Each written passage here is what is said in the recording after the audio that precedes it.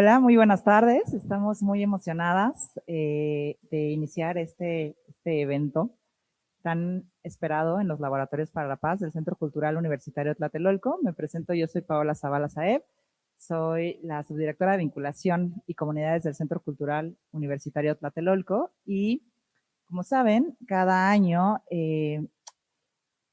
empujamos la realización de estos conversatorios que se llaman Ser Mujer en México como un espacio de reflexión respecto a dónde estamos las mujeres cada año.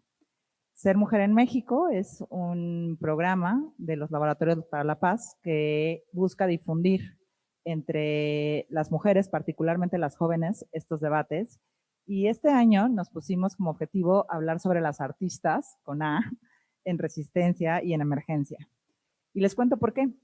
Este año estamos acá inaugurando en el Centro Cultural Universitario de Tlatelolco esta exposición que se llama Emergencia, Arte desde los Márgenes.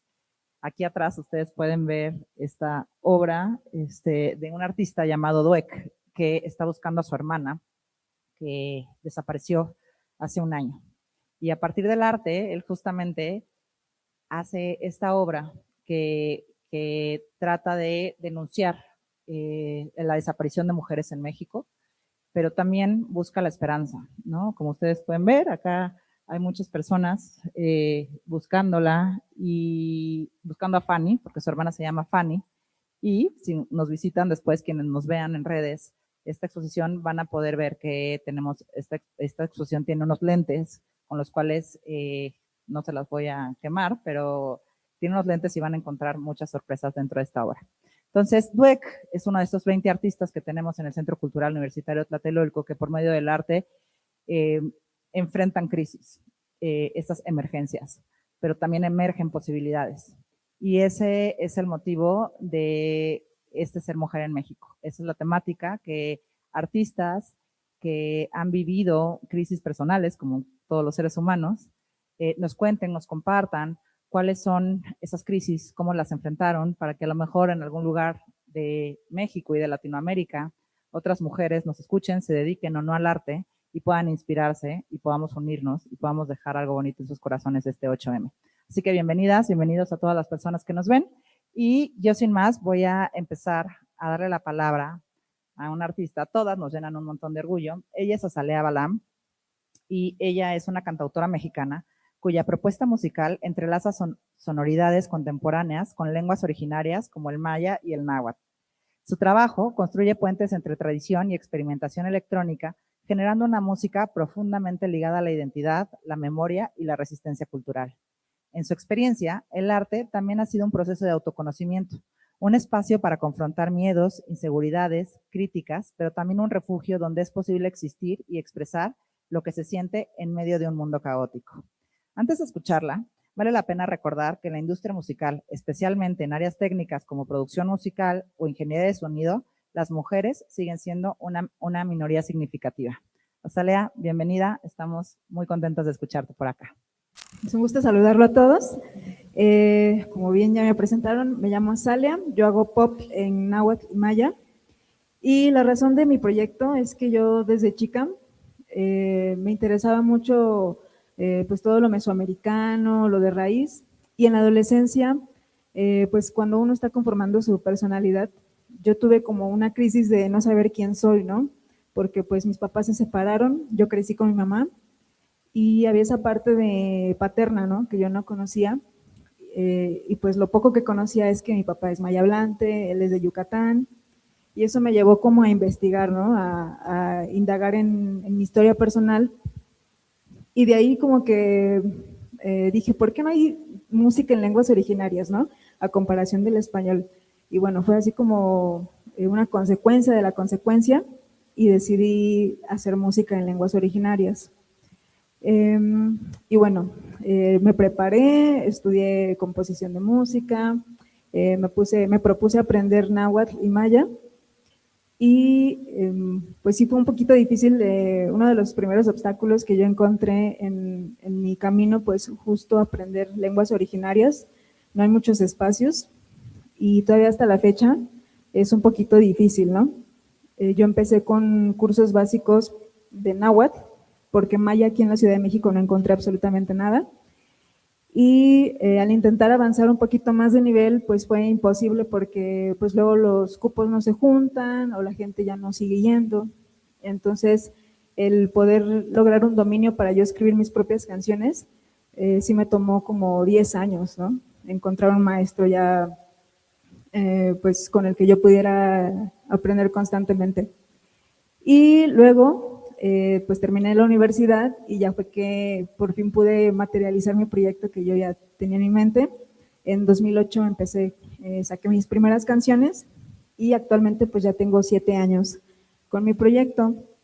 Y ha sido un camino muy complejo, ¿no? Porque obviamente están las dificultades de la industria, ¿no? El aprender cómo promocionar tu música, cómo llegar a ciertos lugares, cómo se consigue una entrevista, cómo se consigue un espacio para cantar. Yo no tenía idea de absolutamente nada y es algo que he estado aprendiendo sobre la marcha, ¿no? También aprender un poquito también de los aspectos legales, ¿no? Cómo hacer que tu música genere ingresos, dónde registrar tus canciones, cómo hacer que salga, por ejemplo, en un video, en una película, o sea, todas esas cosas que pues es importante saber, ¿no? Y también otro aspecto que me gustaría compartir yo creo que un poquito de las dificultades es esta onda de la exposición. Yo creo que lo complicado de ser artista, en mi experiencia, es que tu trabajo siempre va a estar expuesto a la crítica, ¿no? A las opiniones, al juicio. Y para mí ha sido un poquito difícil aprender a manejarlo. Yo en 2024 fue la primera vez que tuve un alcance grande. Mis videos se hicieron virales. Y me acuerdo que el primer día yo me sentí así bien soñada, ¿no? ¡Wow! Me están creciendo los seguidores, mucha gente me está descubriendo. Y al día siguiente, paz, comentarios, no, esto es basura, está feo. Y me agüité y caí como no sé si depresión sea la palabra, pero sí como que me desanimó, ¿no? Y así estuve un par de meses y luego decidí tomar terapia, ¿no? Eso creo que es algo bueno de esta experiencia porque como que yo nunca había pensado en tomar terapia y en esta ocasión fue tanto el impacto que dije, sí, necesito ayuda, no puedo salir de esto. Y lo lindo fue que empecé a aprender y descubrir cosas en mí, ¿no? Que tenía que trabajar, como esta cuestión de por qué una crítica puede afectarte tanto, ¿no? Y pues ya ahí descubrí pues que tienes que sanar ciertas heridas, que si del rechazo, aceptar que no le vamos a caer bien a todos, no le vamos a gustar a todos. Y pues ha sido también un proceso de aprender, ¿no? De conocerme y también a través del arte, ¿no? De expresar todo eso que me cuesta, que no me gusta, como hacer catarsis, ¿no? Un poquito. Entonces, ha sido interesante, o sea, como cuando tú tienes un sueño, eso también te confronta, ¿no? Entonces, pues también lidiar un poco con la ansiedad escénica, que también me pasa, subirme a un escenario y sentir que me van a evaluar o algo así. Creo que son una de las, sí, como de los obstáculos que he enfrentado. Y bueno, yo creo que en general, para mí, el decir cómo ha sido mi experiencia siendo artista mujer en México, creo que lo resumiría con la palabra luchar y aprender, ¿no? O sea, luchar por todas estas situaciones que pueden ser incómodas, pero que al mismo tiempo de esas situaciones aprendes, ¿no? De que, pues me está pasando esto, es porque hay algo que tengo que enfrentar y trabajarlo, ¿no? Y bueno, pues yo creo que esa sería mi experiencia. Yo nací en Yucatán, en Mérida, Yucatán. Mis papás se separan cuando yo tenía 1 año y crecí aquí en la Ciudad de México con mi mamá. Ay, muchísimas gracias, Azalia. Muchas gracias. No, muchas gracias por compartirnos esto. Me parece súper interesante tu reflexión, sobre todo sobre cómo buscaste ayuda y lo que decidiste hacer frente a la crítica. Para nosotros, o para mí por lo menos, y al final vamos a abrir también preguntas, es muy importante preguntarte 3 cositas. Uno, compártenos porfa cómo identificaste que querías dedicarte a cantar. O sea, ¿te acuerdas de ese momento y cómo decidiste? Porque o sea, a lo mejor hay chicas, niñas que nos van a ver y que a lo mejor necesitan oír cómo tener la valentía para ir por tras un sueño. Entonces, a mí me interesa mucho que nos cuentes cómo fue ese momento, cómo te viste siendo cantante y después también preguntarte, o de una vez te lo junto, si cantar en maya, por ejemplo, o en lenguas indígenas ha sido también un reto estructural. Bueno, yo me acuerdo que desde chiquita a mí me llamaba mucho la atención como participar en los festivales escolares y todo eso, los escenarios. Y a los 9 yo me hice consciente que sí quería eso porque estaba de moda una telenovela que se llama Cómplices al Rescate y a mí me encantaba. Entonces dije, yo quiero hacer eso también. Y a partir de ahí como que ya dije eso me quiero dedicar. Y lo que yo he sentido en mi experiencia ha sido difícil porque como son otros idiomas, pues la gente no sabe de lo que hablo. Entonces tengo que hacerlo lo más accesible y digerible posible. Entonces, para mí ha sido como encontrar la manera de cómo hacer que la gente se interese. Creo que eso ha sido lo más difícil para mí. Y eso es interesante, porque ahorita que lo mencionas, a lo mejor es más fácil solo cantar en español, pero tú por alguna razón decidiste mantener la línea abierta de cantar, ¿no? Y de preservar las lenguas indígenas. ¿Cómo fue eso? Pues porque me basé un poco en mi experiencia, ¿no? O sea, mis papás se separaron y yo no pude aprender el maya, que sería el idioma que me correspondería. Y eso me hizo reflexionar, ¿no? Cómo tantas personas que no aprenden el idioma de sus padres o de sus abuelos, pues ya sea porque se separan o porque los papás no quieren enseñarlo o les da vergüenza, ¿no? O sea, hay muchísimas razones, pero eso a mí me motivó a decir, no, o sea, yo no quiero a resistir y decir, no, o sea, yo quiero hacer música en lenguas originarias, pues voy a aprender, voy a estudiarlas. Y una última pregunta, un recuerdo que nos puedas compartir de un momento en el que el arte te haya salvado. O sea, de componer, cantar, estar triste, que puedas acordarte de esto emergió de esa emergencia. Bueno, hay una canción que hice que se llama Temachtiani, significa maestro, y justo habla de ver todas las situaciones difíciles e incómodas como maestros, ¿no? Porque, o sea, siempre te van a señalar algo que hay que trabajar o que puedes mejorar, ¿no? También otra cosa linda que me ha dado el arte es como permitirme expresarme, ¿no? Ponerme, no sé, cuando subo a un escenario, pues es como un momento para vestirme como yo quiera, ¿no? A lo mejor yo no iría al Oxxo bien tan producida, pero en el escenario sí puedo hacerlo. Entonces creo que eso es algo lindo, como expresarte libremente. Les cuento, esta exposición, nosotros en los Laboratorios para la Paz decimos siempre que la obra está en el proceso, pero pues aquí también está en la calidad de las obras, porque la verdad son potentísimas y tienen una calidad artística enorme. Pero lo hicimos justamente con personas que normalmente no pueden acceder a espacios culturales de manera fácil, ¿no? Y estoy hablando de personas que viven en prisión, personas que viven en situación de calle, comunidades LGBTIQ, que son, además de que son LGBTIQ, las cruzan otras interseccionalidades como la migración, por ejemplo, o la pobreza, y que forman parte acá de la Guerrero, ahorita les voy a platicar de ellos, se llaman Manos Amigues, pero ellos son nuestros artistas invitados a esta exposición y lo que nos importaba reflexionar con esta exposición es quiénes pueden ser artistas en el sentido más profundo, ¿no? O sea, ¿quién tiene derecho a soñar con ser artista y qué implica eso? ¿Qué hacen los espacios expositivos? Y estoy pensando en museos, en galerías, en instituciones para abrir sus espacios a estas poblaciones que normalmente se sienten discriminadas. Aunque activamente las instituciones sientan que cualquiera puede entrar y cualquiera puede ser bienvenido, sabemos que no es así. O sea, no cualquiera puede exponer en un museo, no cualquiera puede exponer en una galería. Te piden ciertos códigos que normalmente son elitistas y es un curador quien dice si vales o no vales. Y estos códigos elitistas pues son códigos que tienen que ver con que tengas una universidad, un diploma, que hayas expuesto con alguien antes, ¿no? Y entonces creemos que esto puede ser discriminatorio en muchos sentidos, que deja fuera un montón de narrativas súper valiosas sociales, y aquí en los Laboratorios para la Paz nos dedicamos a eso, a trabajar con estas poblaciones, a abrir los espacios a ellos, pero también está la pregunta a otras galerías, a otros espacios expositivos, de qué están haciendo activamente para que sea muchísimo más plural y más dinámico la oferta cultural en México.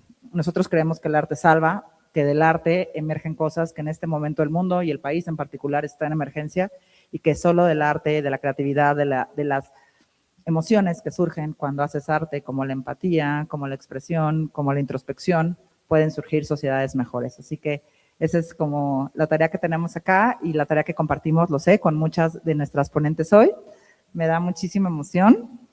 Estamos de manteles muy largos porque nuestra siguiente invitada es Uva, es de aquí de Tlatelolco y acaba de coordinar pues, la Feria de Minería. Estamos orgullosísimos.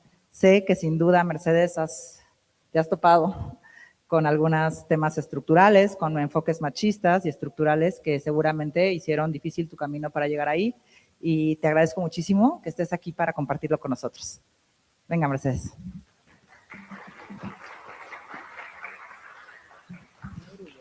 Ay, no, pero no la presenté con todos los pero me falta el currículum, me ganó la emoción. Bueno, Mercedes es escritora y poeta y actualmente dirige la Feria Internacional del Libro del Palacio de Minería, como les contaba. Su obra aborda experiencias íntimas y sociales desde una perspectiva crítica y sensible. Para ella, la poesía es una forma de nombrar aquello que el lenguaje cotidiano no alcanza a expresar, una manera de resistir, de existir y de abrir espacio donde podamos reconocernos a través de las palabras. Y aquí también les doy otro dato importante. En la industria editorial mexicana, aunque cada vez se publican a más escritoras, distintos estudios de catálogos editoriales han señalado que los hombres continúan siendo mayoría en los títulos publicados y en las promociones de autores dentro del mercado literario. Nada más para la reflexión. 2026 y aquí seguimos. Hola, ¿cómo están? Pienso en las palabras. A mí me gusta pensar en las palabras. Entonces fui a donde acudo siempre que no estoy segura de qué significa una palabra, que es el diccionario de la lengua mexicana, y busqué emergencia. Emergencia dice acontecimiento o situación imprevista y peligrosa, grave o dañina, destinado o reservado para casos de peligro o de urgencia. Pero luego, si vamos un poquito más abajo, como siempre hay que ir un poquito más abajo, encontré una segunda acepción. Emergencia, acto de cobrar importancia, desarrollarse o hacerse notable algo o alguien. Acto de salir a la superficie o hacerse visible. Pienso en la palabra poesía. Pienso en el miedo que le da a las personas la palabra poesía, en el respeto que le tenemos, en la distancia que ponemos cada vez que alguien dice, te voy a leer un poema.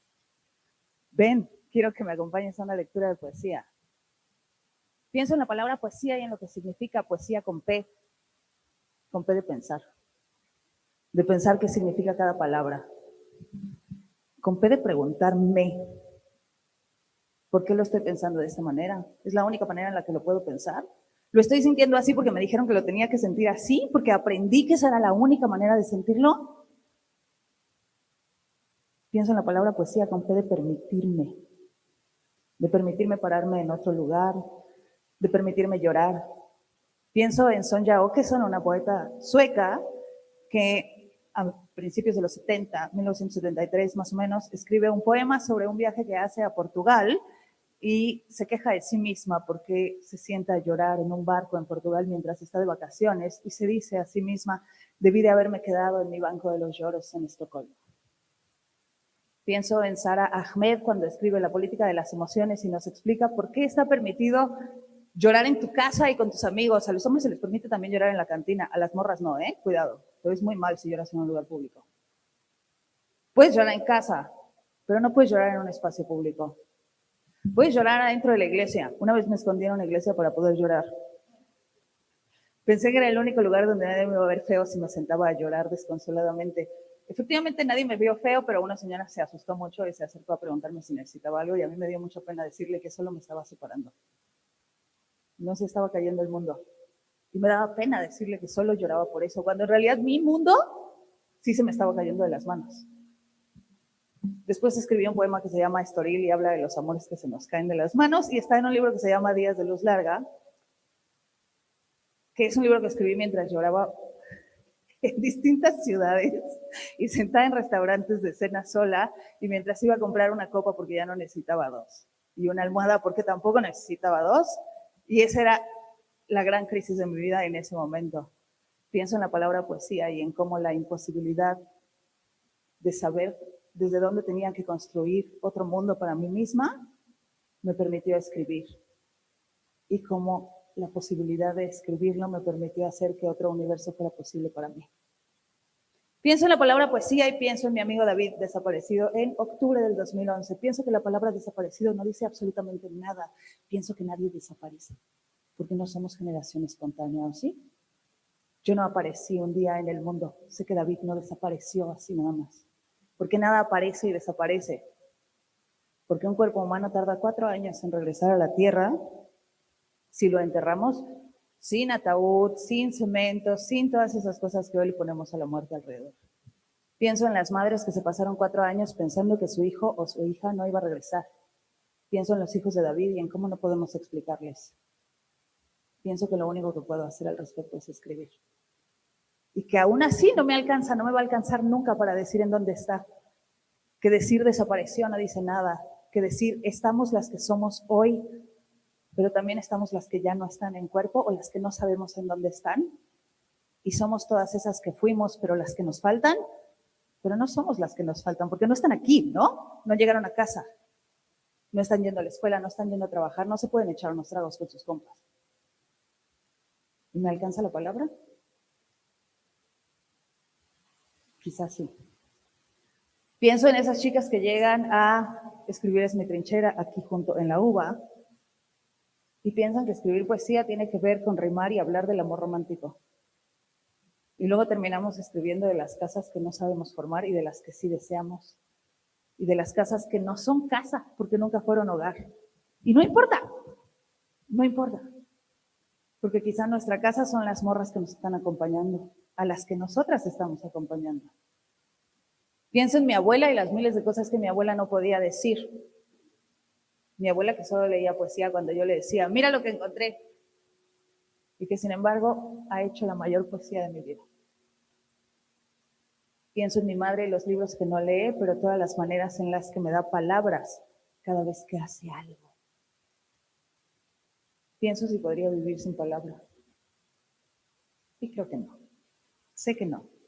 Pienso en María Zambrano cuando llega a México, escribe una conferencia, va, la da, luego se convierte en un libro. Y María Zambrano habla de una cosa que se llama la razón iluminada.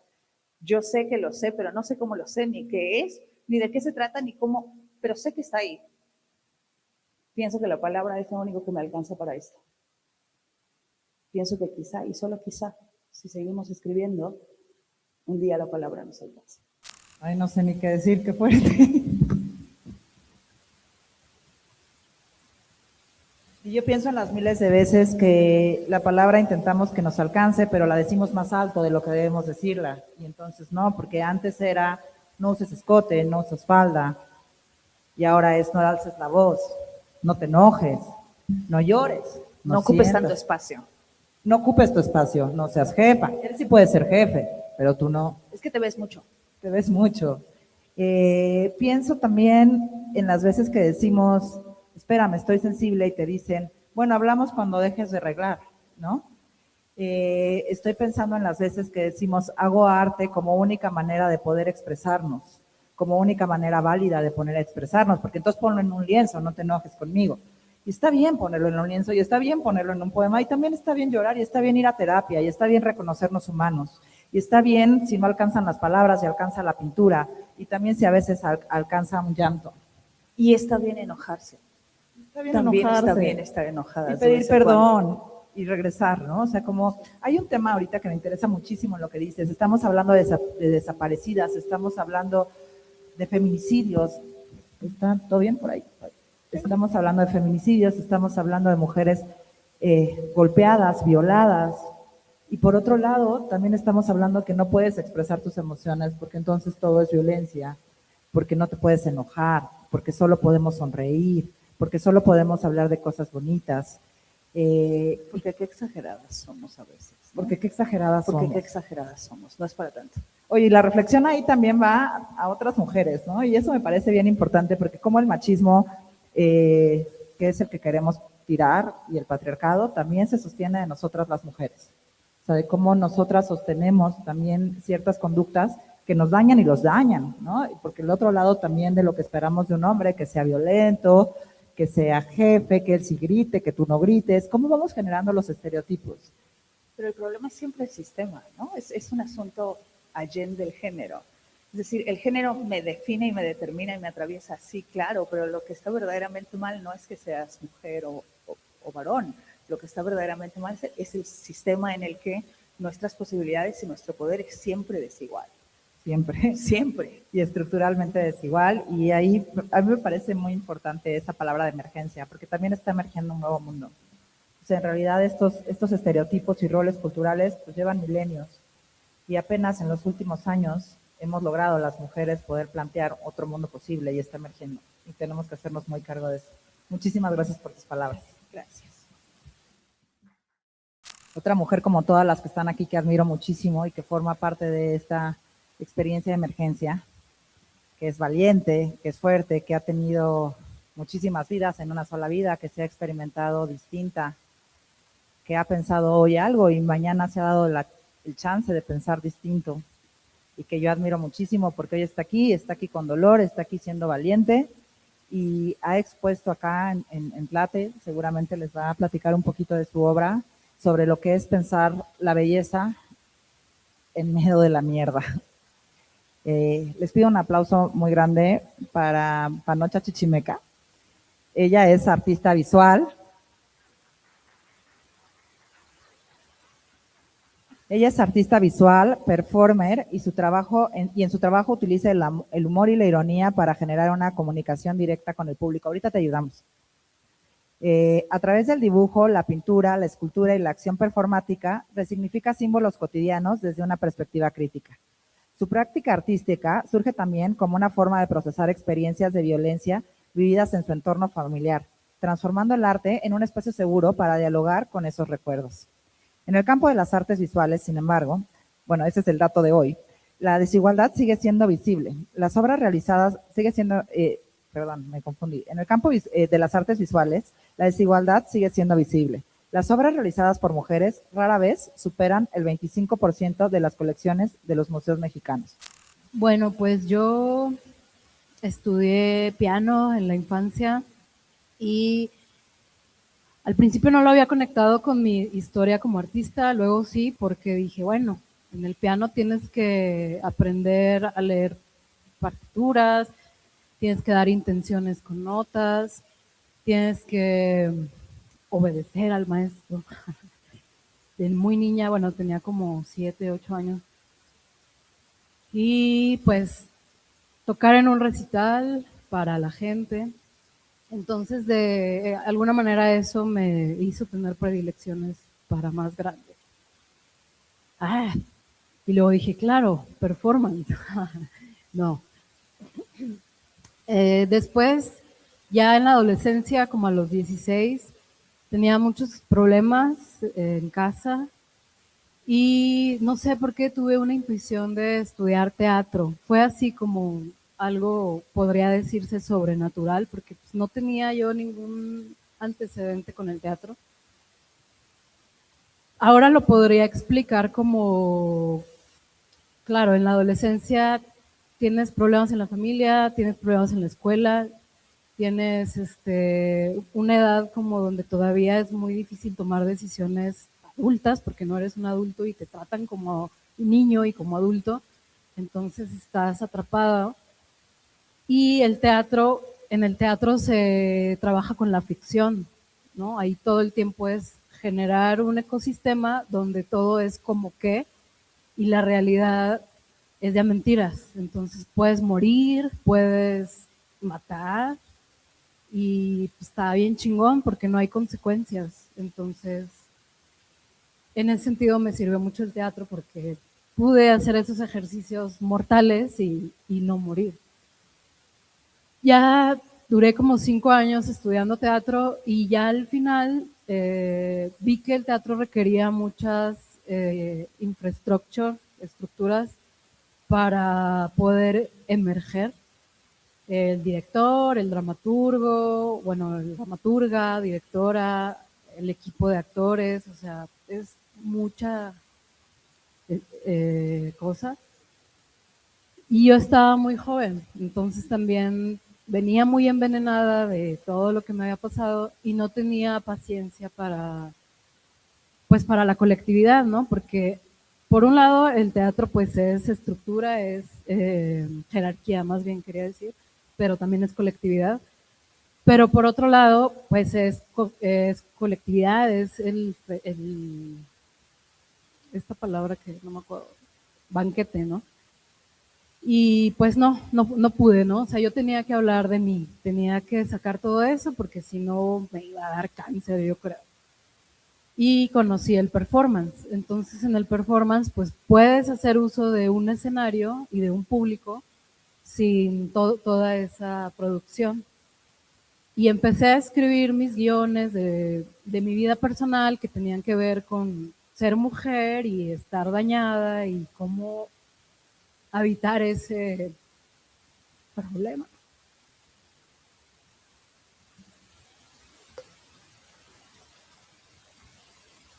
Porque pues sí se convierte en un problema ser mujer, ¿no? Digo, ahorita ya tampoco quiero que se torne en algo melodramático porque pues los hombres también se los carga la chingada y todos la estamos pasando mal. Digo, ahorita se está, como mujer estamos tomando la batuta y los hombres se tienen que atrever a hacer sus movimientos políticos.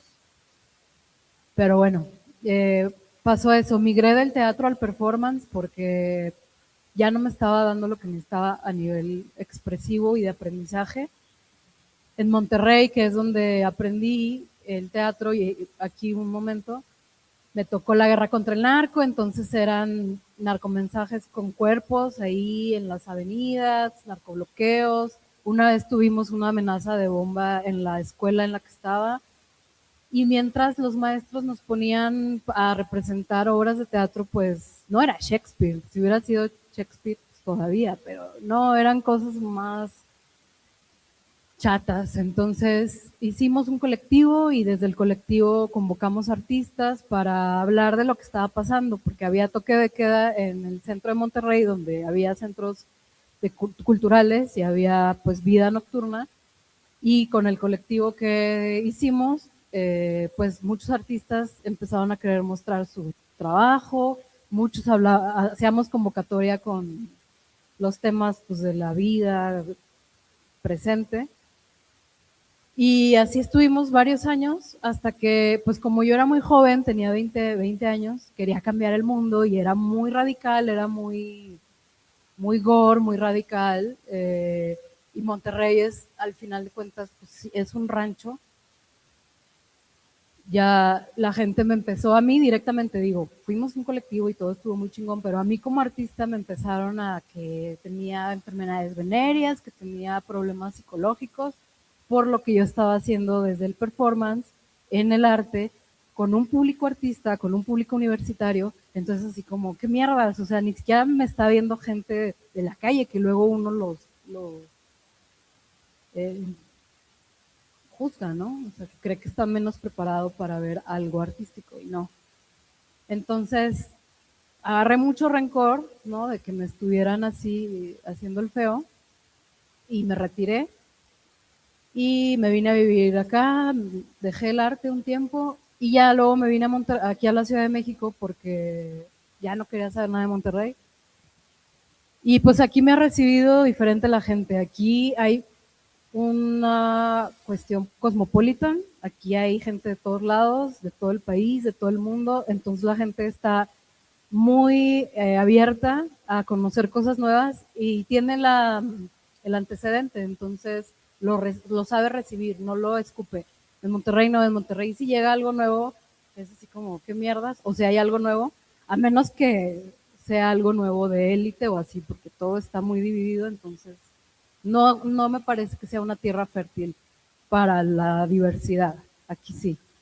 Y pues eso, hice performance en la calle, en plazas públicas, sin permiso, y eso es importante decir que sin permiso, porque si lo haces sin permiso te puede llevar la policía, nos llegó a interceptar la policía, y si lo haces en un festival, pues hay un cuerpo que te cobija, ¿no? Una vez hicimos un performance en la Alameda, nos encintamos con esta cinta que es pues con la que amarraban a los ejecutados, y estuvimos pidiéndole a la gente de la Alameda que están ahí leyendo el periódico y pasando el rato que si tenían a gente desaparecida, y algunos nos dijeron que sí. No querían escribir alguna palabra relacionada con la violencia, entonces con su puño y letra, no sabemos si porque no sabían escribir o porque les daba miedo, y alguien de nosotras lo escribía por estas personas y ponían las palabras ejecución, violencia, o a mi papá me lo fueron a echar a mi casa, y algunos eran frases. Y de repente llegó la policía. Bueno, con esas cintas las empezamos a pegar en el pavimento de la Alameda, que es como aquí la Alameda de acá igual. Al mismo tiempo nos interceptó gente que estaba en otro kiosco, de esta gente, testigos de Jehová, que estaban dando su misa, y nos empezaron a decir que éramos unos monstruos, que estábamos ahí, o sea, nos empezaron a atacar.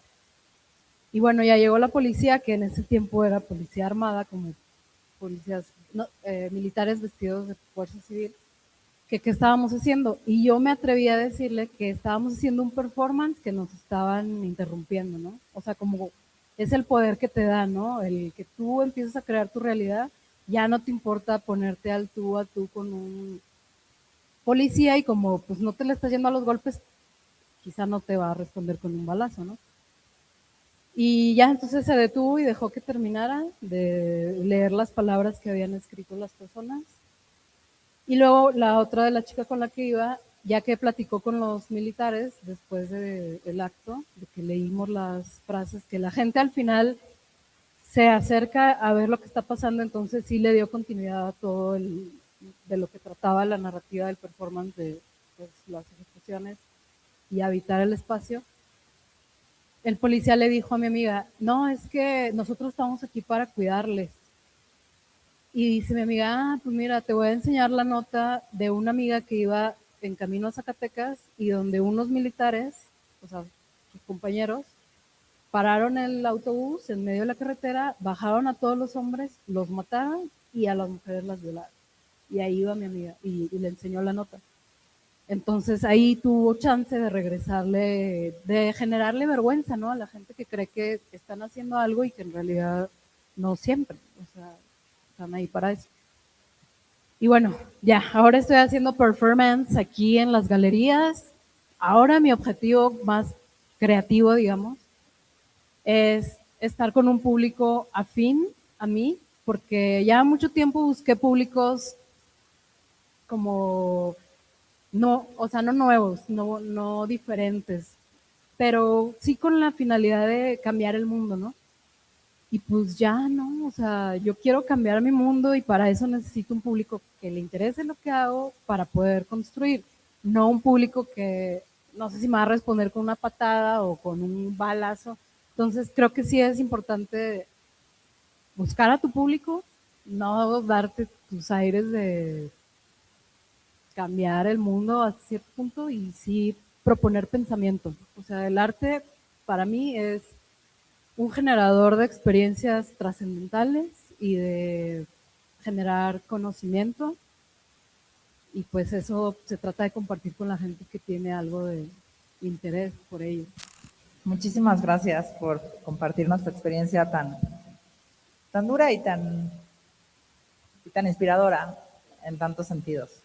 Aquí se te quiere un montón y somos tu público constante. A mí me gustaron muchas cosas de las que dijiste y me gustaría como que igual nos pudieras platicar un poco de eso. La primera es que, y creo que a muchas personas les surge esa duda, ¿por qué decidiste llamarte a ti misma Panocha Chichimeca? Porque cuando hicimos este colectivo, bueno, cuando estaba con este colectivo que les platicaba, estábamos en una asamblea estudiantil en la Universidad de Filosofía allá en Monterrey, en la Autónoma, y había pues muchas compañeras mujeres también. Entonces queríamos como separarnos de la parte de los hombres y tener nuestro propio grupo de Facebook, al menos. Y era como, ay, ¿cómo nos llamamos? Y pues ahí se escribieron varios nombres y uno de ellos que se me ocurrió fue Panochas Chichimecas con Z, porque como era la universidad, pues es como que no vamos a elegir un nombre así todo académico, ¿no? O sea, tiene que ser algo o sea, salvaje, algo que irrespeta, ¿no? Y pues en la academia no hay eso, tanto, o no se identifica por eso, entonces Panochas. Chichimecas, pues los chichimecas son los que estuvieron dándole guerra a los españoles 50 años después de que llegaron los españoles, porque tenían condiciones de vida muy nómadas, el clima es muy de 60, bueno, 50 grados, vivían en la montaña, no se establecían, entonces para los españoles fue muy difícil hacer sus granjas, porque pues, ellos no entendían de eso, y eso está bien chingón. Eso está bien chingón, sobre todo, y se liga con la siguiente pregunta, que me maravilló de lo que estabas platicando hace rato, ¿no? De cómo se irrumpe el espacio sin pedir permiso. Y pienso, pues, en esta imagen, ¿no? De a lo mejor de la planta que va rompiendo el pavimento, ¿no? O sea, no tendría por qué crecer ahí y crece, y lo hace. Y me gusta mucho cómo piensas en el arte como esta experiencia que tampoco pide permiso para existir, para ser. Hace ratito mencionabas cómo no pedían permiso para tomar el espacio, para hacer ahí el performance, ¿no? O cómo el performance era una manera que permitía no pedir permiso y que te respetaran en eso, ¿no? Y esto me parece, pues sí, una de las claves del arte, ¿no? Que lo haces sin pedir permiso, que te das permiso. Hace ratito nos contaban cómo se dan permiso de ser cuando crean, ¿no? Cómo nos damos permiso de ser. Y pues en ese sentido, yo creo que Panocha Chichimeca es una manera de no pedir permiso, ¿no? De resistir, ¿no? Y a la vez también de burlarse y de no pedir permiso y existir. Sí, pues en ese entonces, como estaba muy rota toda la sociedad, decíamos, ¿a quién nos dirigimos? Pues no nos vamos a dirigir al gobierno porque entonces es el mismo enemigo. Nos queríamos dirigir a la sociedad civil porque era con quien sentíamos que se podía construir o gritar algo. Y pues lo más como básico que se te viene a la cabeza es la calle, ¿no? Dices, no, pues ahí va el vecino, el trabajador, la señora, la estudiante, y él y ellas son como yo, entonces seguramente si me ven en este estado, van a responder emocionalmente y va a pasar algo, ¿no? O sea, al final de cuentas quieres que pase algo, quieres que esa sensación de toque de queda, de que si ya te están diciendo que tu vida no te pertenece y que si ahorita te puedes morir porque sí, pues ya entras en un estado de pues ya cualquier cosa puede pasar, no pierdo nada, más bien. Y por eso te pones en ese lugar, ¿no? De que, bueno, más de que me maten, ¿qué puede pasar? Entonces voy a hacer mi pinche performance ahí y sí, te lleva Sí, está muy rudo. dar como Acompañamiento, compañía, comunidad, ¿no? Sí, es que la calle justamente es este espacio compartido, ese espacio público, ese lugar de encuentro, ¿no? Entre...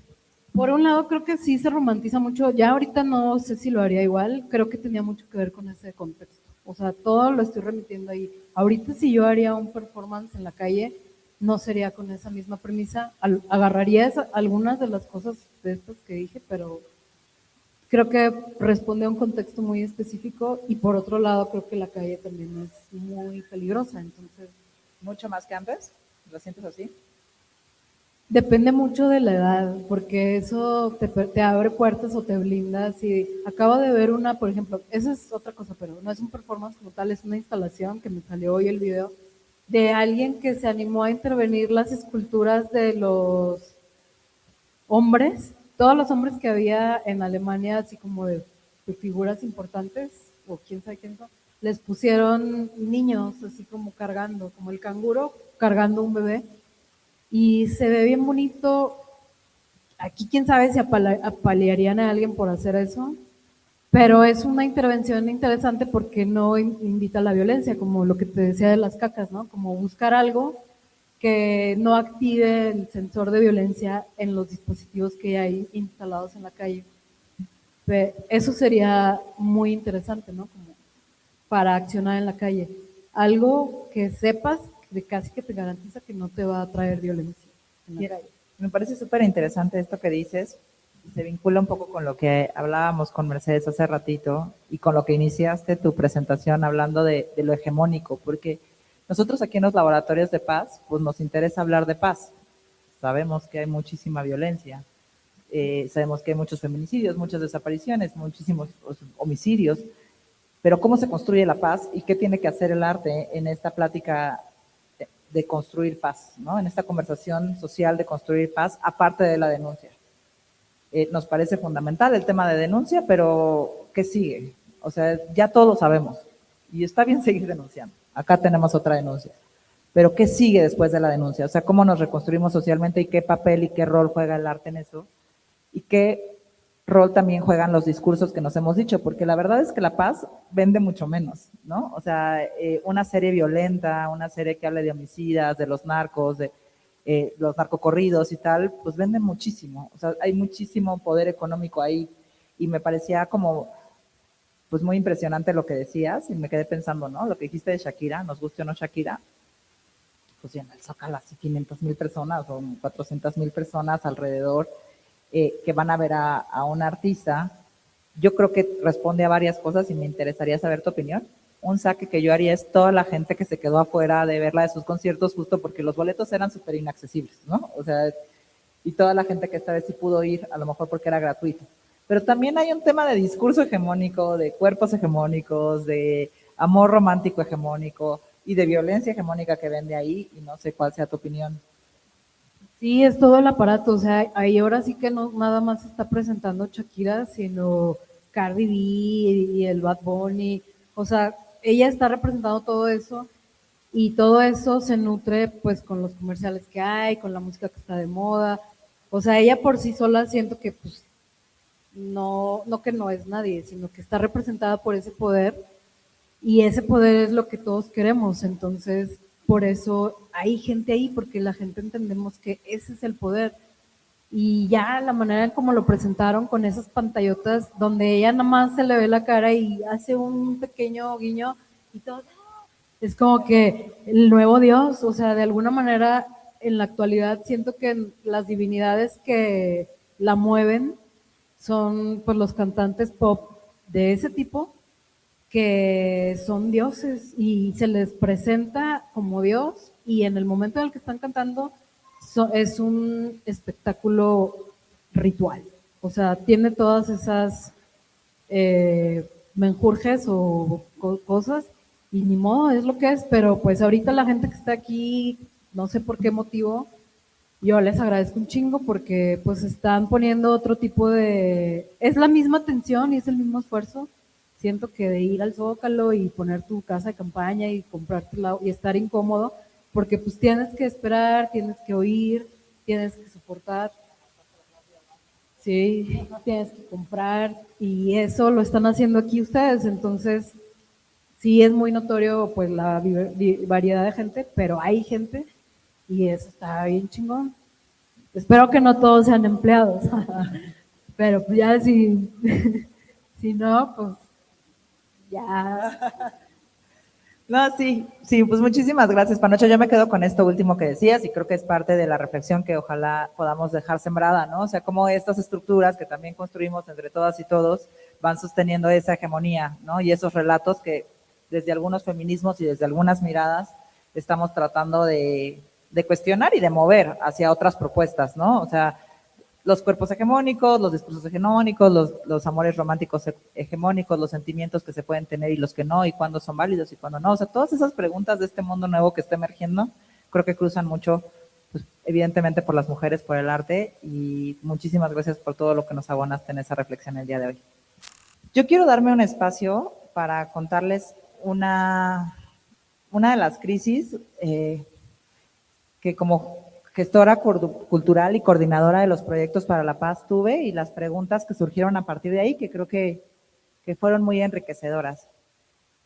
Este espacio donde estamos se llama el espacio excéntrico del Centro Cultural Universitario Tlatelolco y siempre estuvo pensado justamente para que fuera tomado por poblaciones que normalmente no exponen en centros culturales.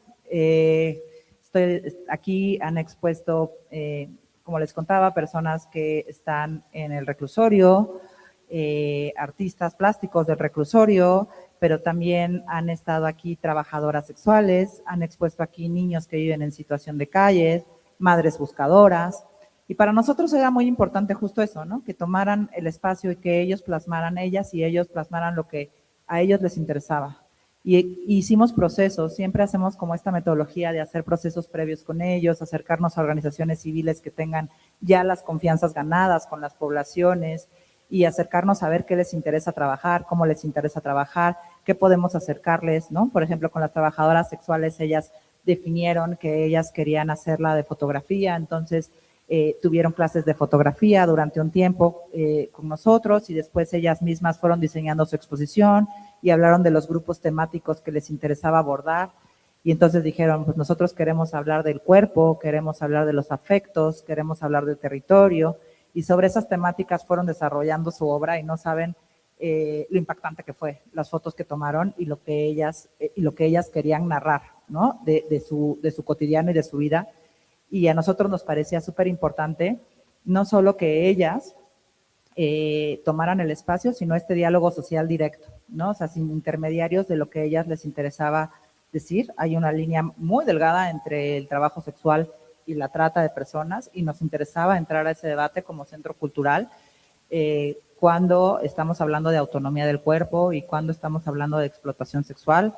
Y nos enteramos de cosas valiosísimas, ¿no? O sea, por ejemplo, de las cosas que yo más recuerdo que me conmovieron en esa exposición fue que una de las fotografías era una de estas chicas con uno de sus clientes que tenía una discapacidad motriz, no podía mover sus piernas y estaba en silla de ruedas.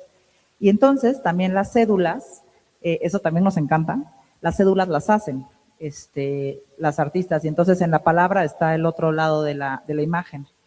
Y ahí nos narraban, esa cédula a ella se le ocurrió hacerla con su cliente, con el que además era su cliente, pero le tenía cariño, ¿no? O sea, como esta idea de que no puedes tener cariño, ella le tenía cariño, tenía muchos años siendo su cliente y reflexionaban sobre el deseo sexual de las personas con discapacidad y de cómo, como tienen discapacidad, les es negado el deseo sexual, ¿no? Y cómo tienen ellos pues deseos y ganas de expresarlos y de vivirlos y cómo ellos lo hacían de una manera no solo comercial, sino también afectiva, ¿no? Y eso me parece que fue uno de los diálogos pues más potentes de esa exposición.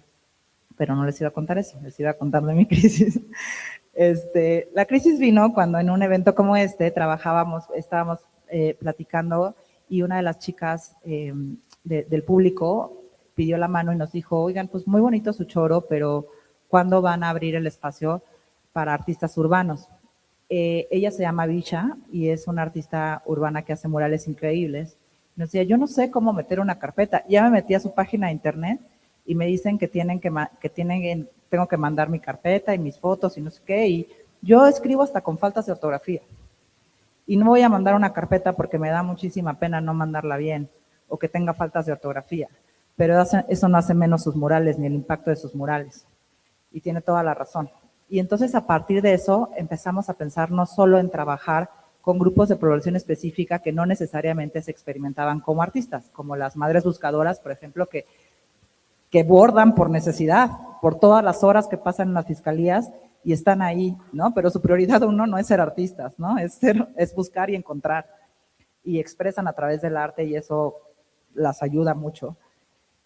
Pero ¿cómo hacíamos con todos esos artistas periféricos, urbanos, que tienen faltas de ortografía, que no tuvieron acceso a las grandes escuelas de arte, que se sienten intimidados por los espacios expositivos, por las galerías, por el argot, por el tipo de lenguaje que normalmente se usa y ni siquiera lo intentan? Y se mantienen en la periferia con un montón de narrativas importantísimas. Entonces, a partir de ahí surgió este proceso que se llamó Grietas y Fisuras, donde se asoma la paz, en el que trabajamos con artistas urbanos y le sigue Emergencia, Y lo digo como una crisis porque me puso frente a una pregunta que yo no me había hecho. Yo no me considero artista, he sido varias cosas en mi vida, ahora me siento gestora cultural y me siento muy orgullosa de darme cuenta que tampoco estudié para gestora cultural, pero que estas preguntas que han llegado a mí y que hemos oído desde los laboratorios de paz con el apoyo y la complicidad de mis compañeros han empezado a abrir estos puentes y que nos interesa mucho, ¿no? O sea, de esta crisis, de esta chava que vino y la dijo aquí y que pudimos tomarla, hacemos la invitación a otras personas también a cuestionarse, a otros espacios culturales, de cómo podemos hacer que la emergencia, con A también, de mujer, sea no solo una crisis, sino también una posibilidad. Entonces, bueno, ya se las compartí. Ahora quiero dar la palabra a Lisette Abraham. Estamos también, como con todas, muy felices de que hayas aceptado nuestra invitación. Lisette es una artista visual cuya práctica integra fotografía y performance. Su trabajo se caracteriza por el uso del cuerpo y la puesta en escena dentro de la imagen, generando narrativas visuales profundamente personales. En su trayectoria hubo un momento decisivo cuando dejó su ciudad natal y tuvo que comenzar prácticamente desde cero en un nuevo lugar. Esa sensación de pérdida de referencias terminó convirtiéndose en su motor de una obra honesta y profunda. Lisette, muchísimas gracias por aceptar la invitación de venirnos a hablar de tu emergencia. Pues bueno, yo nací también en Mérida, Yucatán, igual que aquí como la colega. Viví casi 30 años en la ciudad de Mérida y después me salí y fui a la ciudad de San Luis Potosí, allí estuve 2 años y después vine aquí a la ciudad. Creo que, vaya, cuando me dicen contemos una historia, una emergencia, no sé ni por dónde empezar a contar algo que pueda como resumir algo que tenga relevancia, porque siento que mi vida ha sido un caos, una especie de bicho rizomático, pero sí tengo claras como ciertas cosas, ¿no?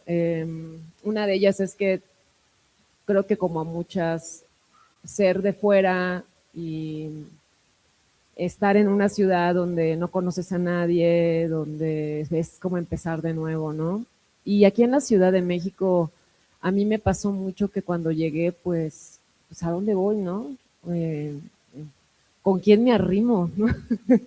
¿Qué hago para, o sea, cómo jalo, no? Esto está, y la gente ya tiene sus parcelas y ya tiene todo armado y para mí fue súper difícil empezar, ¿no? Es así como que, y pues la verdad no conocía a nadie, pero poco a poco trabajando el doble, porque creo que definitivamente las mujeres artistas, y no es por hacernos víctimas, porque lo he visto con muchas compañeras, muchas gestoras culturales, creo yo que trabajamos el doble, ¿no? Hasta a veces hasta el triple. Lo veo con mi pareja, lo veo, o sea, somos como, o sea, es muy extraño, ¿no? Porque a los hombres se les permite más y a las mujeres, pues no es que no se nos permita, sino que la misma cultura no nos permite y nosotros mismas terminamos no permitiéndonos, ¿no? Entonces pasa que nos tenemos que esforzar más, tenemos que trabajar más horas, tenemos que dar más, ¿no? Y creo que en mi caso me ha pasado un poco eso, ¿no? Me doy cuenta que he trabajado más, me he esforzado más. Sin embargo, a pesar de que la Ciudad de México a veces siento que tiene estas garras por afuera, porque es una ciudad que siempre es fuerte, es violenta, también es una ciudad diversa, una ciudad que te abre los brazos y que hay una especie de abrazo fuerte, ¿no? Desde donde vengas. Y en mi caso, por ejemplo, yo comencé también como la panocha con no tanto teatro, sino más bien como puestas en escena. En mi ciudad, en Mérida, no había ni siquiera una escuela de artes, ¿no? En ese entonces. Pues era así como, estamos aburridos, ¿qué hacemos, no? Y fue así como salir a la calle, pintarnos, disfrazarnos, pedir dinero, hacer fuegos. Yo fui mucho de la cultura rave en la ciudad de Mérida, en Campeche, en el sur. Crecimos con una cultura del rave, de la fiesta rave. Y eran estas fiestas satanizadas, pero al mismo tiempo eran estas fiestas donde podíamos ser libres y podíamos aprender creativamente y hacer lo que quisiéramos, ¿no? Estas fiestas, a pesar que estaban súper condenadas a las drogas, hasta salían notas en el periódico que eran fiestas diabólicas, eran fiestas que nos permitieron conectarnos con nosotros mismos, ¿no? Como artistas. Hasta nos caía siempre la tira, terrible, ¿no? Pero ahí comenzamos algo muy importante, que era organizarnos por nosotros mismos y mismas, que es un valor súper importante.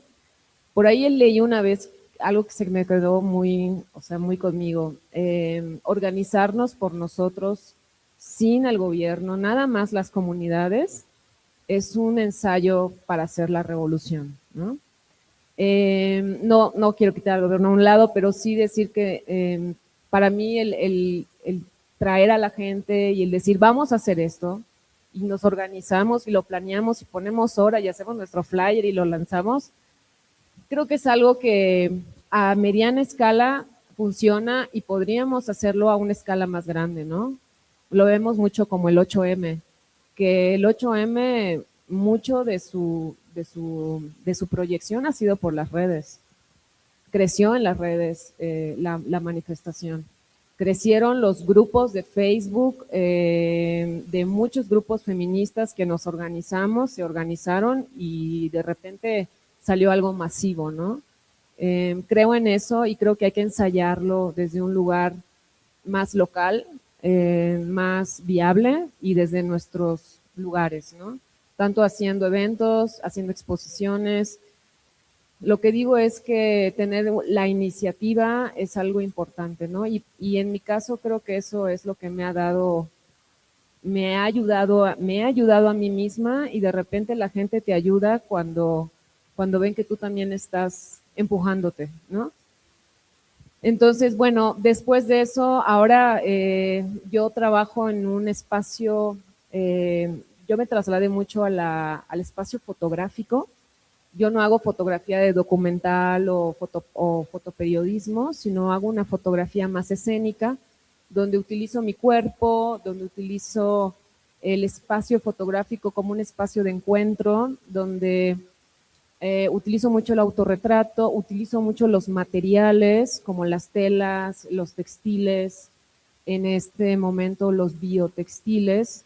Empecé construyendo escenarios con telas y después de esas telas vi que tenía un montón de telas y ya no podía más mi cabeza de telas, así que comencé a hacer mi propio material haciendo biotelas. Claro, me compliqué 3 veces más. Digo, no.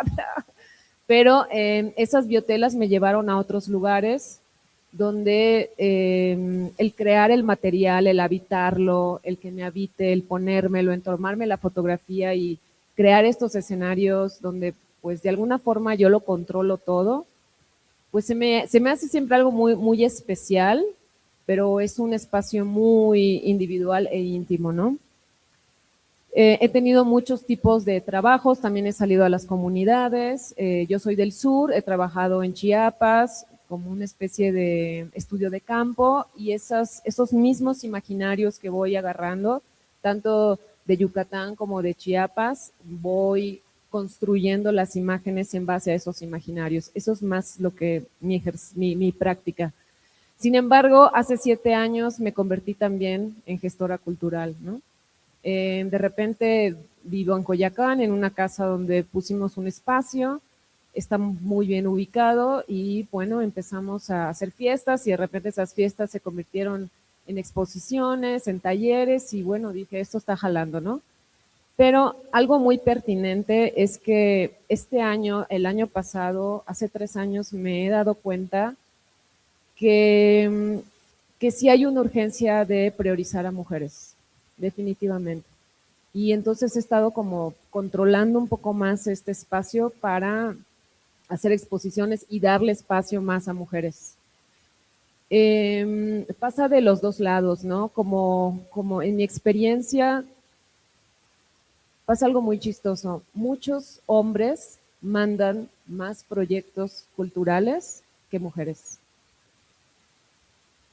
Y digo, a ver, mándenme sus proyectos, mándenme sus expos, se los digo amigos, se los digo amigas, vamos a hacer cosas, y son los hombres los que tienen más la iniciativa. Y invitando a mujeres, son los hombres los que siguen teniendo más la iniciativa. Entonces ahí entiendo que es un problema estructural, pero también entiendo que las mujeres tenemos que sacarnos muchos velos y tocar esas puertas con el miedo o sin el miedo. No hay de otro.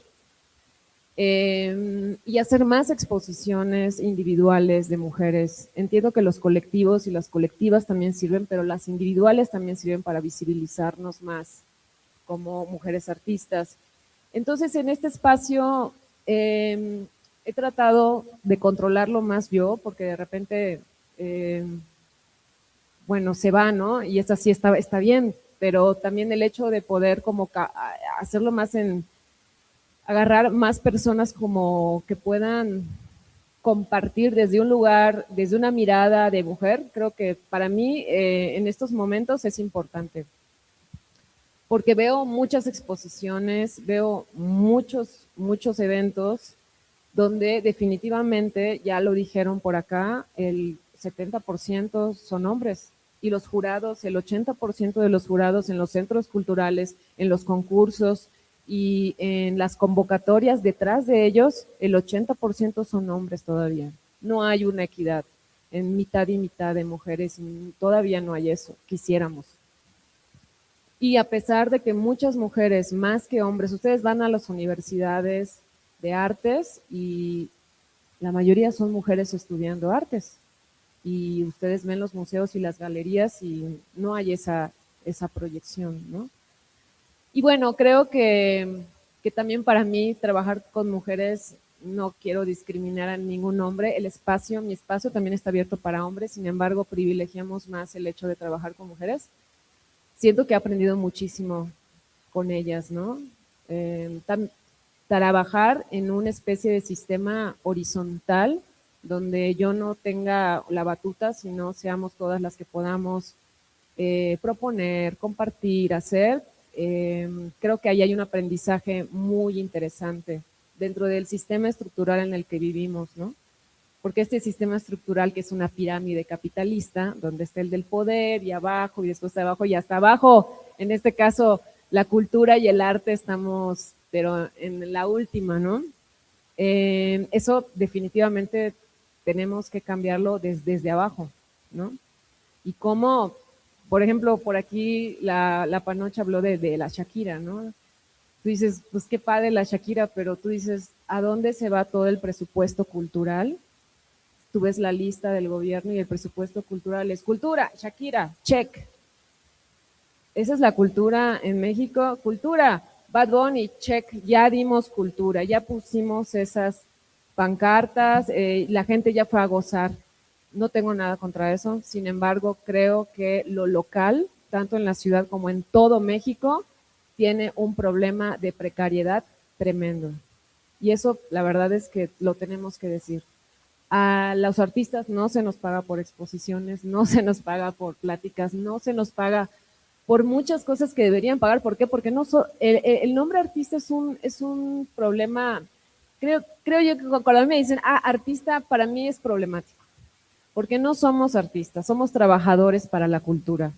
Somos esas personas que llenamos los museos, llenamos las galerías y llenamos todos los centros culturales y mucho más. Llenamos las calles y pues lo hacemos con mucho amor, pero nos encantaría vivir de eso también, ¿no?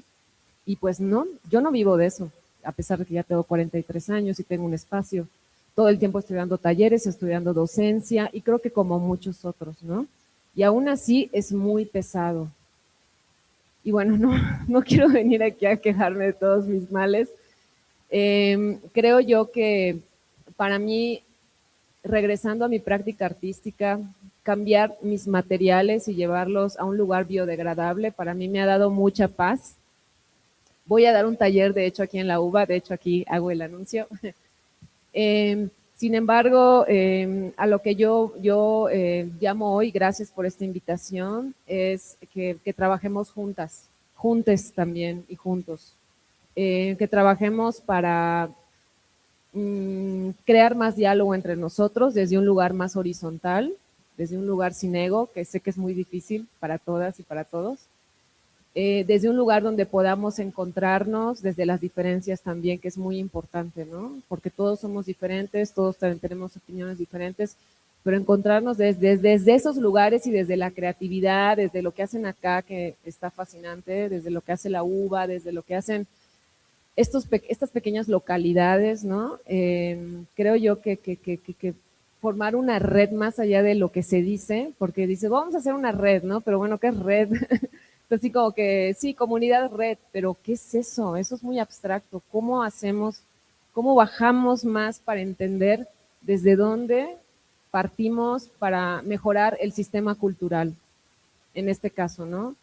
¿Por qué? Porque el sistema cultural es el que más da y el que menos recibe.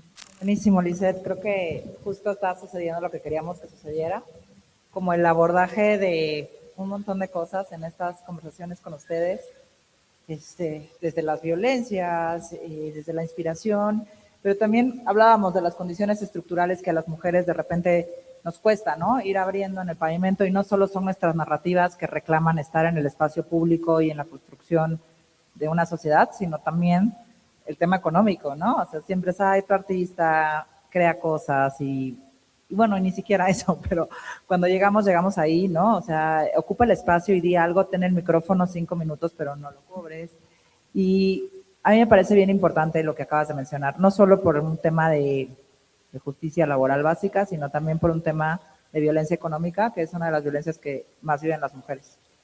Y que estamos tratando de abrir espacio en eso, de la violencia económica, de la independencia económica más bien, o sea, que no haya violencia que esté gestada por la necesidad económica de las mujeres, y eso cruza por un montón de otras conversaciones como los cuidados, ¿no? O sea, a lo mejor las artistas quisieran, pero a lo mejor no pueden, ¿no? Porque tienen que cuidar a un niño, a un adulto mayor, etcétera, etcétera, y todas esas condiciones estructurales nos tienen afuera, y por eso me parece muy inspirador lo que dices, también de la responsabilidad que tenemos las mujeres, que tenemos la oportunidad, la suerte de llegar a espacios donde podamos abrir espacio a otras mujeres. Entonces, pues yo de todo lo que dijiste, con eso me quedo, y me encantaría también solo hacerte una pregunta. Un momento que tú recuerdes que el arte te salvó. Sí, pues yo creo que cuando me salí de mi ciudad, definitivamente me refugié ahí, ¿no? Así. Ahí te encontrabas. Ahí me encontré. No, eso es hermoso del arte, ¿no? Del creer, o sea, crear como tu universo y decir, no necesito amigos, no necesito gente, me necesito a mí, con mi creatividad, y es un momento para creer en ti, ¿no? Para decir, un voto de confianza para comenzar desde un lugar donde hay mucha soledad y mucha incertidumbre, ¿no? Pues muchísimas gracias, Lisette, por compartirnos esto, por los piensos que nos dejas, y pues muchísimas gracias por haber aceptado la invitación. Gracias, muchísimas gracias. Bueno, la siguiente compañera es Laura Baeza. Ella me la recomendó una editora que quiero muchísimo, de Alfaguara. Le pregunté por un artista que estuviera emergiendo en el sentido de empezar a publicar y en su carrera, y nos la recomendó mucho. Laura es autora de libros de cuentos como Ensayos de orquesta, Época de cerezos y Una grieta en la noche, así como novelas Niebla ardiente y El lugar de la herida. Además de su trabajo como escritora, actualmente se dedica a la edición y la enseñanza de la escritura. Para Laura, el arte ha sido un camino de resiliencia, primero desde la música, construyendo comunidad, y después desde la escritura como una forma de expresión profundamente ligada a su identidad. Sin embargo, y aquí decirlo en nuestro dato de hoy, el ámbito literario, los autores hombres siguen ganando la mayoría de los premios, catálogos editoriales y programas académicos, incluso cuando cada vez hay más escritoras publicando. Muchas gracias por la invitación, estoy muy emocionada.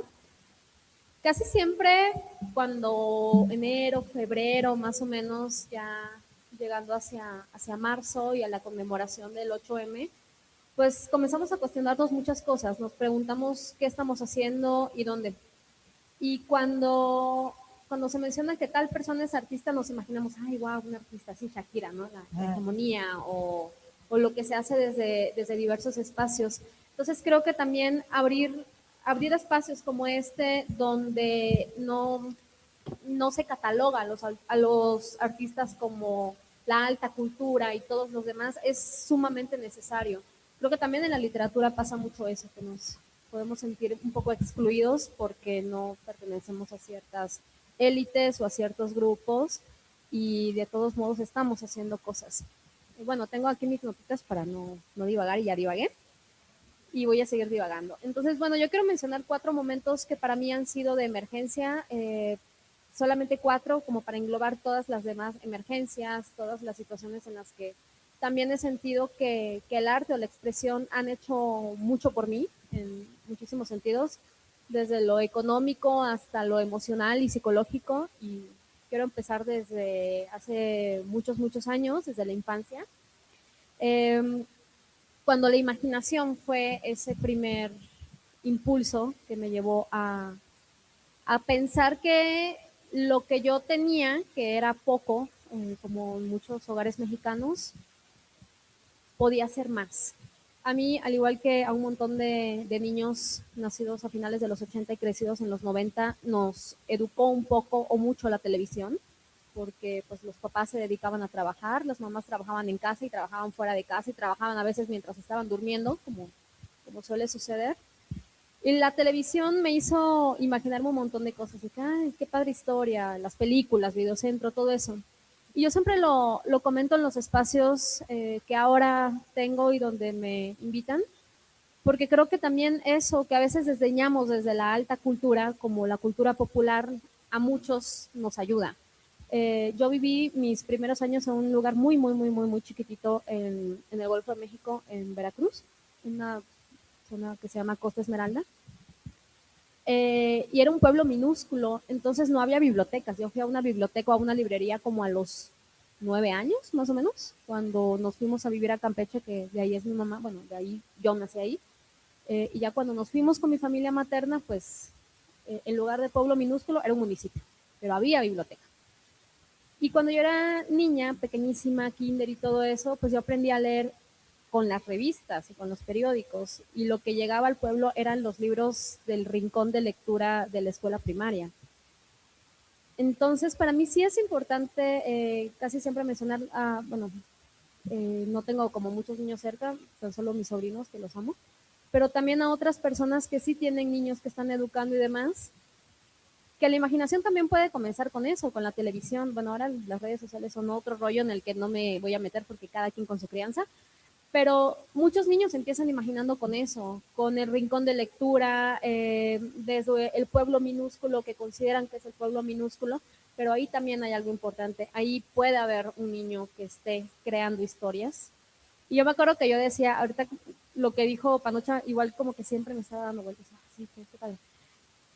A mí me hubiera encantado crear esas historias con mi cuerpo, interpretar, o sea, yo jugaba con mis Barbies y demás, pero pues no. Entonces, creo que por eso me vinculé con la escritura más adelante a través de la imaginación, porque si yo no podía actuar esas historias, lo que tenía en la mano eran hojas y lápices para escribir esas historias, y yo hacía mis cuentitos y mis cosas, pero eran mis creaciones según yo. Y jugaba que era maestra, o sea, jugaba como a la comunicación. Y creo que eso siempre hay que tenerlo en cuenta. Yo lo tengo en cuenta todo el tiempo. ¿Cuál fue ese punto inicial? Siempre, siempre la imaginación. Lo que no tenía, pero que probablemente en algún momento iba a crear porque estaba en mi cabeza. Segundo momento, la infancia y la adolescencia, el papel de la comunidad y la música. Ya luego, les digo, nos fuimos a vivir con la familia de mi mamá por divorcio y demás. ¿Y qué es lo que hacen muchas familias también pues para que los niños tengan otra vida, otras oportunidades, para que no estén pensando en lo que les está sucediendo? Pues los meten a clases, ¿no? Y en mi caso fue clases de música, porque mi abuelo era músico, era director de una orquesta sinfónica juvenil del municipio. Y esto lo conté hace poquito en un taller, que yo quería ser flautista, pero pues era una niña muy menudita y no podía ciclar y así, o sea, como de caricatura. Y mi abuelo dijo, pues estudia violín porque siempre hacen falta violinistas. Y fue una frase muy sabia que hasta, bueno, no hasta el día de hoy, y sí, porque yo dejé de tocar violín hace muy poco tiempo, en pandemia, pero la música me acompañó durante muchísimos años. Y a lo que quiero llegar con esto es que haciendo una actividad en conjunto me di cuenta de lo importante que es tener personas alrededor. Ahora mi hermana tiene a su niña y su niña juega básquet, entró a un equipo de básquet y le ha ayudado muchísimo el deporte porque es un deporte de compañía, es un deporte en el que tienes que confiar en el otro y si te cae mal fuera de la cancha, pues ni modo, te cae mal fuera de la cancha, pero en la cancha son uno. Y con la música sucede eso, estás creando una armonía con las demás personas. Creo que también es algo que nos regala el arte, nos regala poder hacer esta comunidad en armonía, aunque nuestro trabajo durante mucho tiempo haya sido de manera individual y en mucha soledad, que también es parte del trabajo de los autores, escritores, que ahora pues, es como lo que me está tocando hacer. Tercer momento, ahora ya con la escritura, ya habiendo escrito, publicado libros, cuentos, novelas, demás. Y es que creo que caí en blandito, porque llegué a una comunidad lectora fantástica. Desde el momento en el que me llegó la primera invitación por Instagram, que también creo que es una de las ventajas de las redes sociales, poder usarlas para cosas que nos unan. Yo dije, ay, qué padre, ¿qué será un club de lectura? O sea, sabía cuáles eran los clubes de lectura, como que siempre lo había escuchado, pero yo no había sido parte de un club de lectura y también, bueno, vivimos la pandemia nos unió de muchas maneras, nos separó de otras, pero creo que en mi caso fue un momento en el que buscábamos conciliar por lo menos a través de la pantalla, quienes estuvimos en cuarentena muchísimo tiempo, quienes también trabajábamos o trabajamos, porque es a lo que me dedico como freelance, y pues estábamos en casa para bien o para mal, pero sin ningún otro contacto. Pues de ahí vino mi comunidad lectora, que es la que me hizo caer en blandito con algunas publicaciones, invitarme a hablar de lo que yo hacía y tratar de ver algo importante que probablemente yo no estaba viendo dentro de lo que creaba, que es el hecho de que lo que uno hace en soledad a veces para uno, pero siempre o en buena parte con aspiraciones de llegar a otra persona, significa algo para alguien que te está leyendo incluso fuera de México, a través de los ebooks y todo esto que también nos da la tecnología. Y eso me parece fascinante porque creo que durante mucho tiempo me cerré a que la experiencia de la creación únicamente fuera mía y olvidé ese momento en el que estar con otras personas haciendo música también podía ser sumamente valioso haciendo literatura, creando historias, compartiendo esas historias. Por eso digo que caí muy en blandito porque llegó una comunidad lectora mayormente femenina. Yo estoy casi 100% segura de que, no sé, 8 de cada 10 que están en los clubes de lectura son mujeres. De hecho, ahorita este mes tengo como 3 o 4 clubes de lectura femeninos exclusivamente, de chavas que leen mujeres. Y eso me parece extraordinario, porque no es que se están segregando a los hombres, para nada. Es que necesitamos también esos espacios para todo, porque sí, nunca falta la persona masculina sin querer quejarnos, pero sí, que te quiere explicar tu experiencia, la experiencia de tu cuerpo, la experiencia de tus funciones, la experiencia de lo que te haya sucedido como mujer, y te dice, no, es que no es así, fíjate. Y está en un club de lectura con otras 27, 28 chavas y te dice, no, es que yo no leí eso, no me parece eso. Bueno, entonces por eso también estos espacios de acogida son extraordinarios, porque se comparte una experiencia desde el yo, pero que puede ser fundamental para las mujeres que están ahí. Y ahora el cuarto momento es, ok, sí, ya escribí, ya conté mi historia, pero ¿qué sigue? Yo creo que lo que sigue es que entre todos podamos también darle la oportunidad a otras personas de que cuenten su historia, porque creo que no hay historias mínimas. Esto no es exclusivo de la alta cultura, de las élites que crean. Yo siento que eso ya se acabó, ¿no? En el virreinato, tal vez. Y es muy arcaico, muy fuera del lugar. Estamos contando historias y nos estamos contando a nosotros mismos. Yo hace tiempo igual creé conmigo y con Instagram, que me ayuda mucho. Tengo un proyecto de poder leer cuentistas mujeres que escriban en español. Me interesa, lo he hecho en 2 ocasiones, voy por la tercera porque pues, a veces tengo muchos trabajos de distinta índole y no me lo permito, pero leer argentinas cuentistas, Ahorita voy a incluir a 2 españolas porque ya en lugar de Latinoamérica quise abrir a Hispanoamérica. Y también me estoy documentando para ver qué se hace en otros espacios que no sean continentales. Creo que al final esto es un proyecto personal, pero me encanta compartirlo. Y sí estoy totalmente segura de que han llegado a este espacio de personas que leemos cuentistas en español, unas 8 mujeres y 2 hombres. Pero es padrísimo lo que sucede porque estos hombres que llegan también con otro chip, llegan a comentar lo que se está leyendo desde otra perspectiva. Nunca ha habido un mal comentario, una desacreditación de lo que hacen las autoras, para nada. Entonces, ¿qué tal si nos imaginamos cómo es el mundo creativo cuando somos 8 mujeres y hay 2 hombres? Que es lo que vivimos nosotras constantemente. Ahorita lo mencionabas, bueno, todas lo hemos mencionado. ¿Cuál es ese poder que tiene siempre el varón en cualquier disciplina? Y en el arte se nota muchísimo. Pero también cómo cambia el discurso. Y no es porque las 8 seamos montoneras, pero sabemos dónde estamos y ellos también saben dónde están. Y creo que mientras volteemos a ver qué se está haciendo al lado de nosotras y nosotros, vamos a estar más conscientes de qué estamos haciendo. Ahorita también ya me estoy dando a la tarea de leer gente más joven que yo, gente nacida, ya no en los 90, nacida en los 2000, que están haciendo cosas impresionantes. Ya he leído varios textos de gente del 2007, por ejemplo, 2006, que ya tienen 20 años, evidentemente están haciendo cosas increíbles, porque tienen las herramientas, porque se han ganado los espacios, porque les interesa, porque tienen discursos inteligentes y porque siento que poco a poco también se va perdiendo el miedo. Creo que el miedo, quizá a las generaciones anteriores a la mía, las paralizaba mucho. Y bueno, ya para cerrar, también me quedé pensando que estos son los laboratorios por la paz, laboratorios de la paz. Entonces, ¿qué estamos ensayando en estos laboratorios o qué estamos creando? Estamos tratando de crear las condiciones que nos den paz.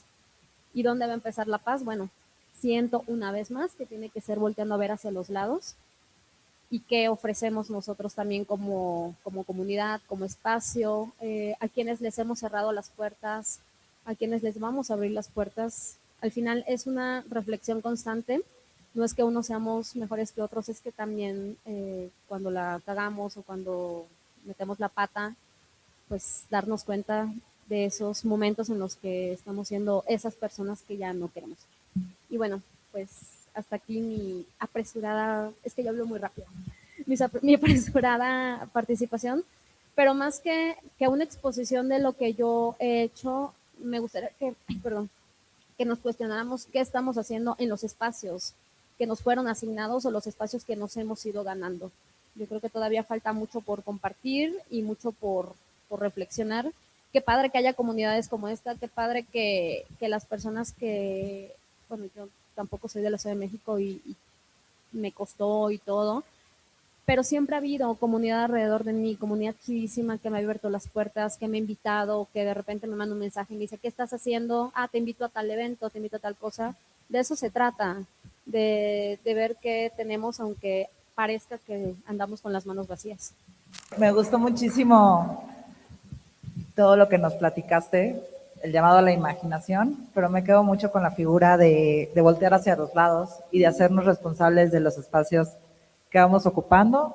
Tú eres ahora una escritora impresa y leída, que seguramente muchas jóvenes de estas que nos hablas y de voltear hacia los lados encontrarán en todo lo que nos platicaste hoy, pues inspiración para seguirle y abrir su camino y voltear hacia los lados hacia otras compañeras, y por eso estamos inmensamente agradecidas y también por tu cooperación a la idea de lo que tendría que ser Gracias. Construir paz en comunidad. Bueno, y construir paz también es, que yo lo comento en los talleres cuando doy taller de escritura, que yo tomé un par donde llegaba el señor y me regañaba y no sé qué, o así. Eso ya es neandertal, ya no tendríamos por qué estar llegando con el puro y la autoridad. ¿Por qué? Nos estamos perdiendo cosas impresionantes que están haciendo otras personas. Y hay espacios colectivos, hay espacios de paga, hay espacios gratuitos, hay espacios en todas partes. Lo que hace la diferencia es no ser esa persona. Y yo trato de no ser esa persona. Si la cago y meto la pata, bueno, voy a tratar de no ser esa persona, pero esa para mí es la gran diferencia, independientemente de dónde nos encontremos.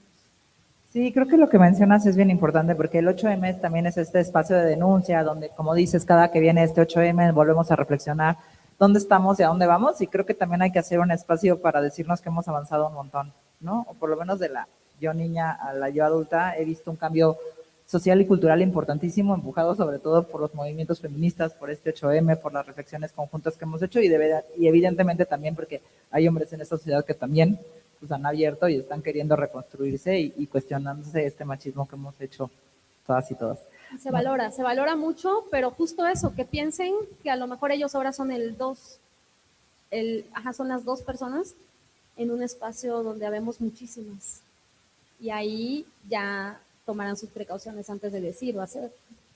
A mí eso me encanta, a mí me fascina cómo podemos darle la vuelta también. Raven es DJ de techno y forma parte activa de la escena electrónica independiente en la Ciudad de México.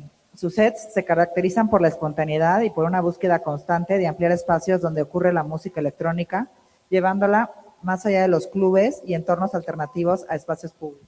Para Raven, la música también ha sido una herramienta para atravesar momentos de profundo dolor personal.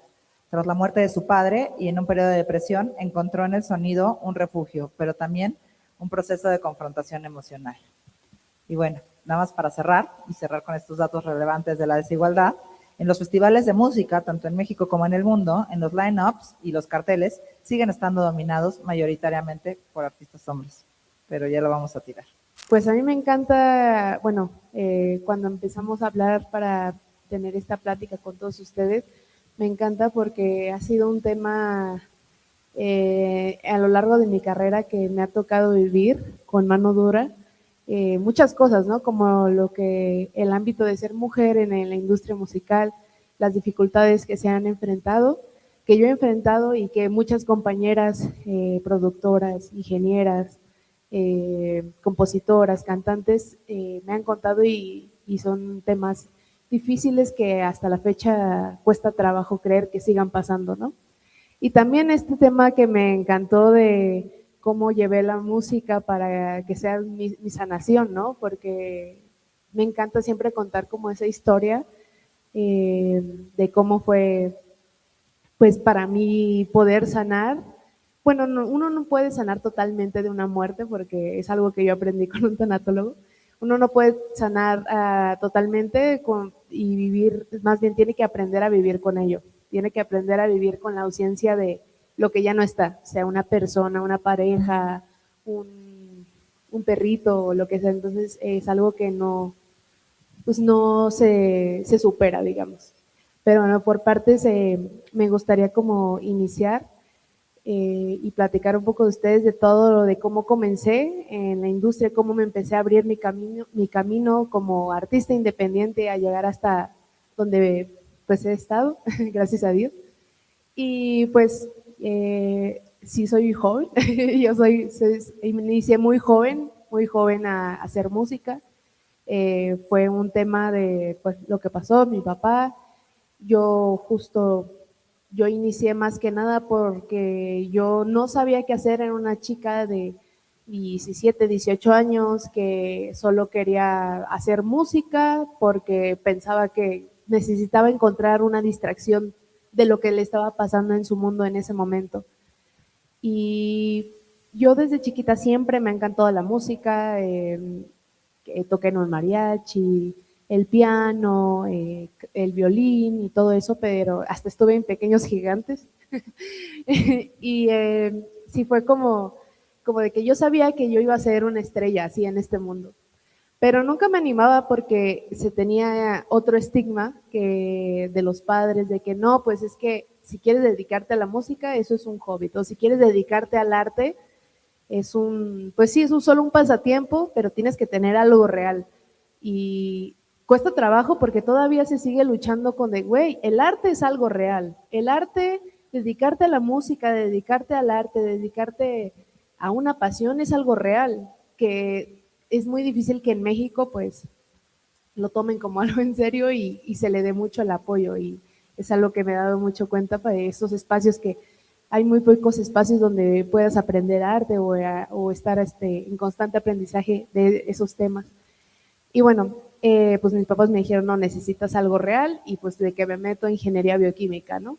No, pues yo nada que ver, yo pensé que hablaba que iba a ser algo de los animales, o es que estudiaba en el poli.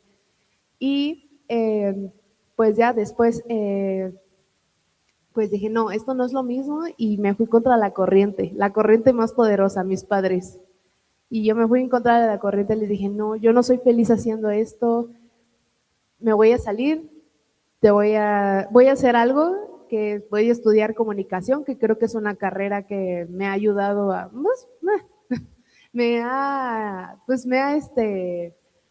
pues siento que tiene que ver con lo que hago un poco. Aunque la verdad lo que más te ayuda y te da callo son las experiencias y todo eso te va a dar callo. Entonces, es lo que me ha dado callo. Entonces, pues ya empecé a iniciar comunicación y empezar a hacer música, empezar a abrirme, a empezar a sanar ese espacio pues, que estaba ocurriendo en mi vida.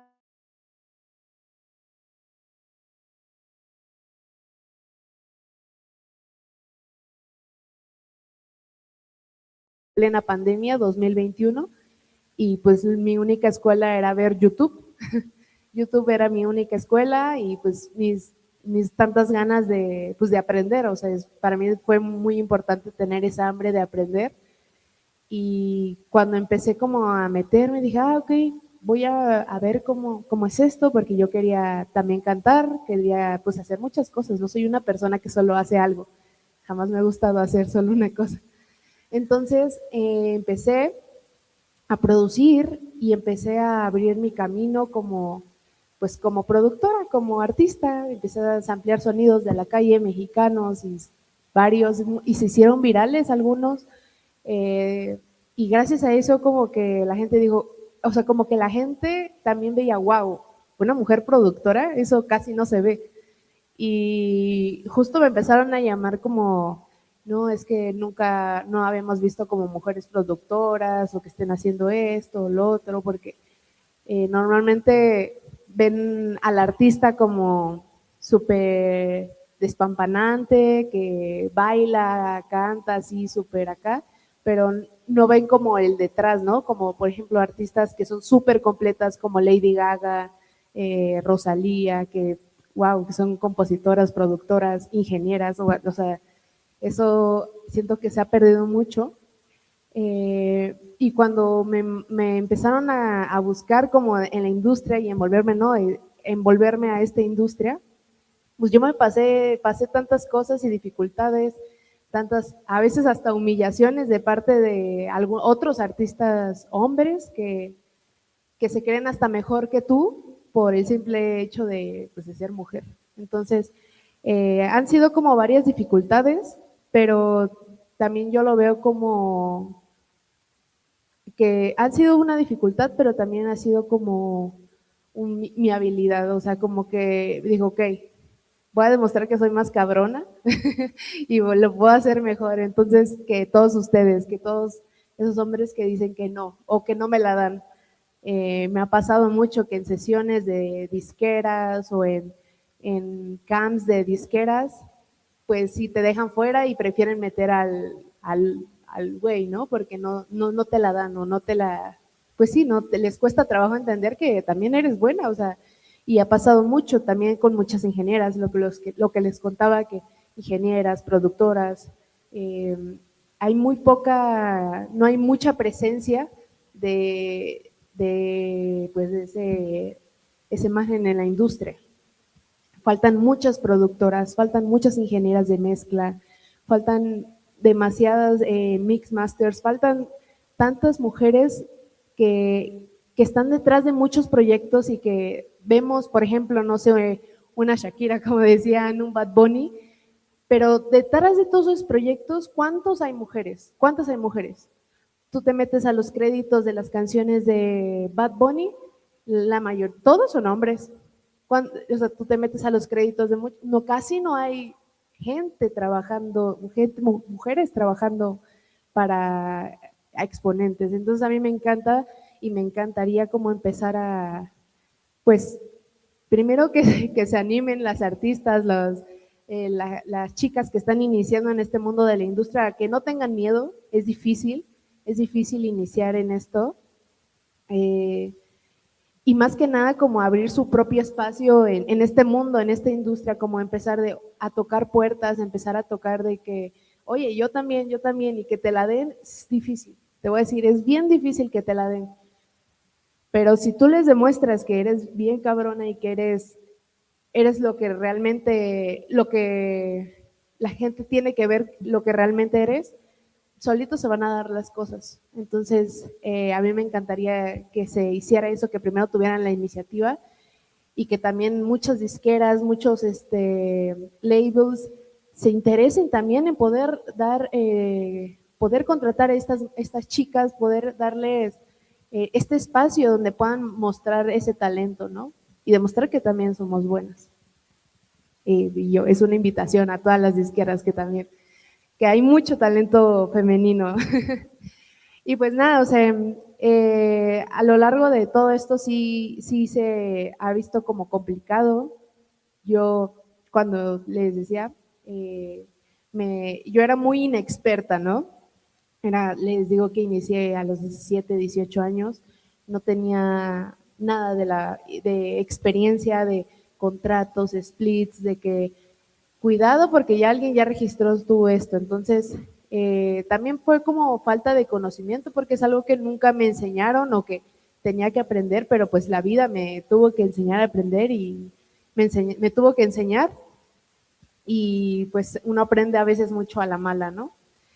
Cuando pues me han pasado tantas cosas de que, pues ya sabes, cosas tristes del artista, ¿no? Que a veces uno hasta el manager gana más que el artista o ya saben, ¿no? Así como estas cosas difíciles que han tocado por el simplemente hecho de no saber o de estar en el limbo, ¿no? Digamos, de que yo solo iba con un sueño, o sea, yo tal vez el dinero no me importaba y yo, pero pues es difícil.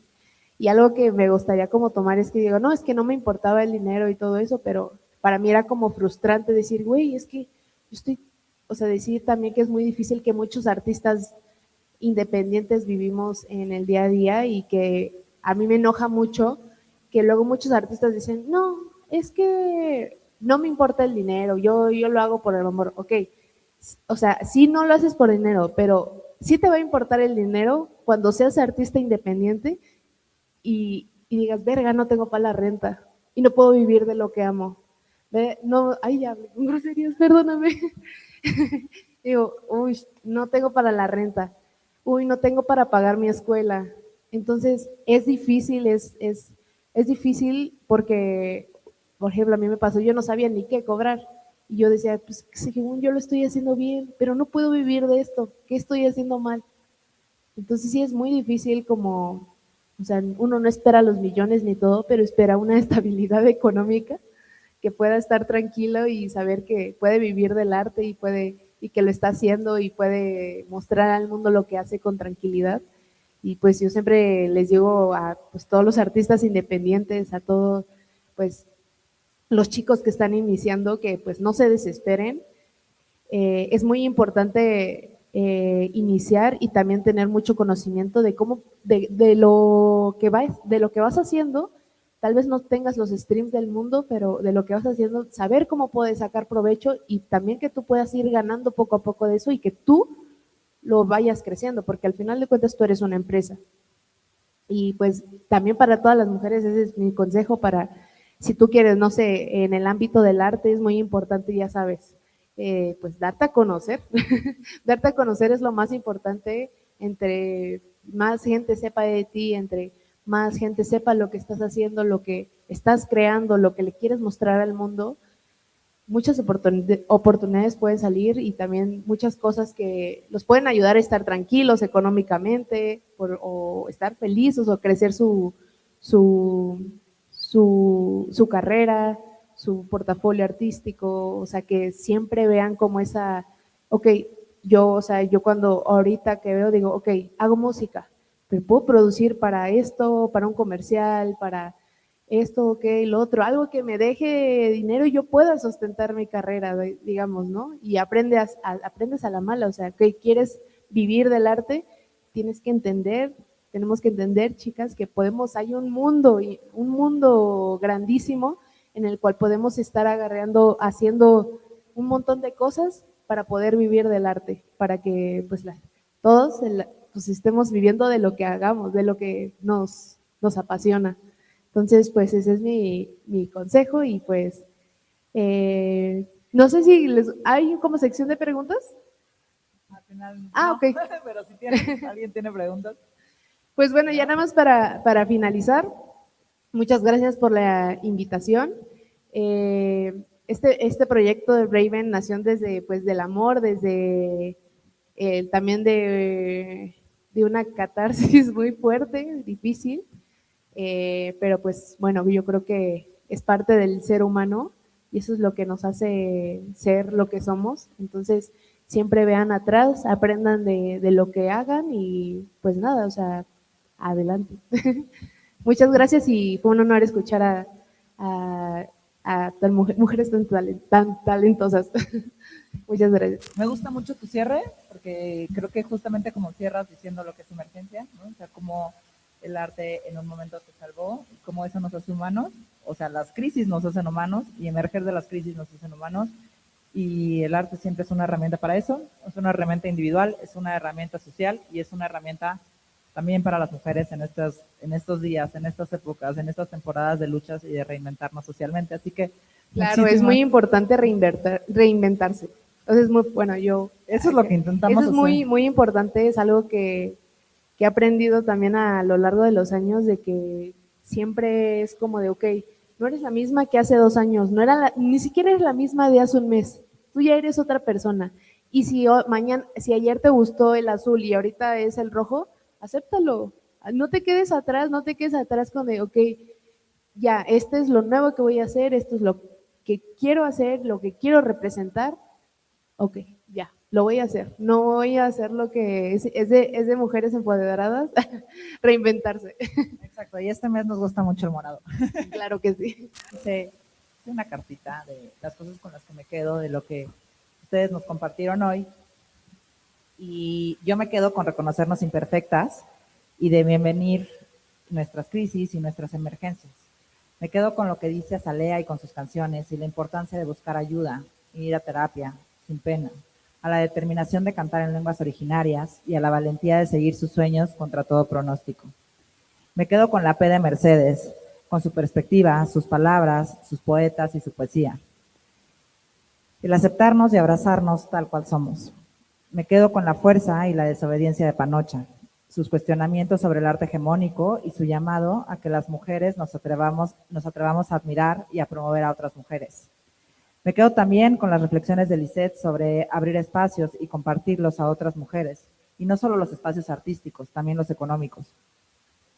Me quedo con la imaginación de Laura y su búsqueda de armonía, la búsqueda de espacios para contar historias y más para escuchar otras historias, sobre todo de las más jóvenes, para quitarnos el miedo juntas y voltear hacia los lados.